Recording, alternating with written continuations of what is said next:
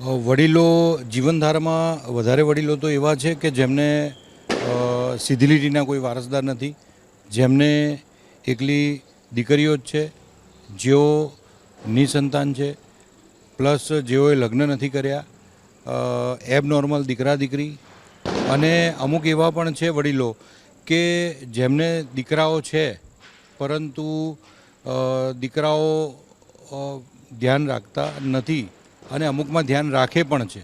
એટલે negative positive બેઉ છે. એક બા અમારા ત્યાં રહે છે છેલ્લા 8 વર્ષથી, અને 8 વર્ષમાં તેમનો દીકરો અહીંયાથી અમારે ત્યાંને વારંવાર ફોન કરવા પડે. બહુ ક્રિટિકલ પરિસ્થિતિ છે અને ખૂબ સારા પરિવારમાંથી છે, નામ બી હું નથી આપી શકતો, પરંતુ તે જે દીકરો છે એને અહીંયાથી અમારે ખૂબ ધમકાવવો પડે, પોલીસ સ્ટેશનની મીન્સ કહેવું પડે કે અમે પોલીસમાં અરજી કરીશું.